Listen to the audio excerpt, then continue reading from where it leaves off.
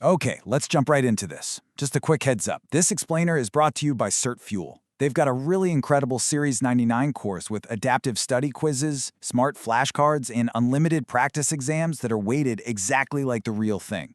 Highly recommend checking them out at certfuel.com. Now, today, we are going to meet our hero, Ollie the Ops Associate. Ollie's having a super stressful Tuesday, mostly because he just wants to open a shiny new account for Kara the client. Sounds totally easy, right? Well, not if you're taking the Series 99. So, Ollie's boss, Sam the Supervisor, is making him run an absolute gauntlet to get Kara's account open. Here's our game plan for today. We're going to cover the 3 duties: customer account info, the customer identification program, know your customer rules, record retention clocks, and then we'll finish up with a rapid-fire recap. Let's do it. All right, before we look at any nitty-gritty specifics, we really need to build out our mental scaffolding. Account opening? It's not just one big blob of paperwork. It is 3 very distinct duties: customer account information, the customer identification program, which we'll call CIP, and know your customer, or KYC. And here's the absolute most crucial point. These 3 duties do not merge. Exam writers love, and I mean literally love, to trick you into thinking one replaces the other. They don't. Identity verification absolutely does not replace your account info requirements, and neither of them replaces KYC. They each answer a completely different question, and they each have a totally different trigger. Okay, let's hit our first hurdle. Duty 1, the core customer account information rules. Uh-oh, here comes Sam the Supervisor with his clipboard. Let's test your instincts here. I actually want you to pause this explainer right now. Take a second and think about it. Does Ollie need Kara's signature to formally accept the account under the firm's procedures? Got your answer? Boom, it's a massive exam trap. The answer is no way. A partner, an officer, or a manager signs for account acceptance. Seriously, think of it like a huge bouncer at an exclusive VIP club. Kara does not get to stamp her own hand to get in, right? And here is another huge trap to write down. Account acceptance and trading authority use completely different records. Like, if Kara was opening an account for a business, a partner at the firm signs for the acceptance, but a totally separate record names who is actually authorized to transact for that entity. Keep those 2 concepts completely isolated in your brain. Awesome. So Ollie survives duty 1. Let's move on to duty 2, the customer identification program, or CIP rules. This is all about verifying identity. So under the written risk-based customer identification program, Ollie's main goal is to form a reasonable belief that he actually knows who Kara is. To do this, he absolutely must collect 4 very specific things: her name, her date of birth, her physical address, and an identification number. So, something like a taxpayer identification number if she's a U.S. person, or maybe a passport number if she's a non-U.S. person. And he has to give Kara adequate notice that he's verifying her identity. The timing here is definitely the most testable part. Collection of these 4 items and that notice must happen before opening the account. But wait a second, look at this exam trap. I'm going to break the 4th wall here because the test makers will absolutely bait you with this. We just said you collect the information before opening. But when do you verify it? Well, verification can happen a reasonable time before or after opening. You see the difference? Collection and verification have completely different timing rules. Burn that into your memory right now. Collect before, verify before or after.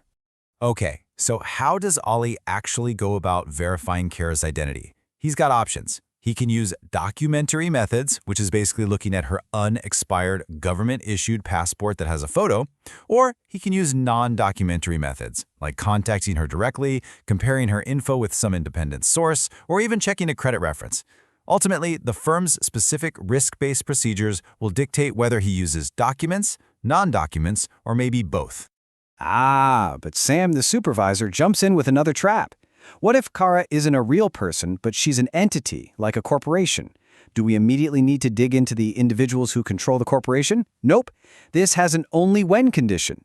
You only use authority or control information when your standard documentary and non-documentary methods totally fail to verify the entity customer's true identity. You absolutely do not do it by default. And because Ollie's firm is smart, their customer identification program also includes mandatory procedures for 2 very specific worst-case scenarios. First, what are they supposed to do if verification fails entirely? Meaning they just cannot form a reasonable belief they know who Kara is. And second, they need procedures for checking Kara against designated federal government lists, basically to ensure she isn't a known or suspected terrorist. Okay, Ollie is sweating at this point. but he made it through CIP. Now he reaches Duty 3, Know Your Customer, or KYC. So here's the big gotcha. Know Your Customer strictly separates knowing the essential facts about Kara from knowing the authority of anyone else acting on her behalf. Think about it like this. If Kara gives her sister trading authority, Ollie has to know the facts about Kara, and he needs the sister's metaphorical permission slip. Please do not blur those two things together. Phew! The account is finally open. But Sam the Supervisor immediately taps his watch. He wants to know, how long does Ollie have to keep all this paperwork? Welcome to the retention clocks. There are two major numbers you have got to memorize here. The first magic number is 5. 5 years. When you see a 5, I want you to immediately think of identity. The Customer Identification Program records, they live in 5-year increments. But pay really close attention to the split trigger here. The identifying information itself, the name, date of birth, address, that stuff is kept for 5 years after the account is closed. But the documentary verification methods, the non-documentary methods, and any substantive discrepancies you found, those are kept for 5 years after the record is made. So info is 5 years from closing. Verification is 5 years from making the record. Okay, the second number is 6. 6 years. When you see 6, I want you to think of customer account information. Basically the core Duty 1 stuff. And just like that 5-year clock, the 6-year clock has different triggers based on the life cycle of the document. Let's say Kara moves and updates her address. Well, that old, outdated info is kept for 6 years after the update date. But her final, current info, so the last update or the original info if she never ended up moving, that is kept for 6 years after the account is closed. And guys, here's a super sneaky vocabulary trick the exam will definitely throw at you. Maintain and preserve are absolutely not synonyms in the Series 99 universe. Maintain refers strictly to the active, current, in-use stuff. Preserve refers to the old, outdated information that is no longer in use, but you still have to hold on to for those 6 years. So, maintain the new, preserve the old. You made it! We are at our rapid-fire review. I want you to literally read these out loud with me to lock them in. Number 1. Collect ID info before opening, but you can verify it a reasonable time before or after. Number 2. A partner or officer signs for account acceptance, which is totally separate from trading authority. Number 3. Only dig into entity authority or control if standard verification completely fails. And number 4. Identity CIP records are 5 years. Customer account info records are 6 years. All right, I'm going to leave you with one final thought.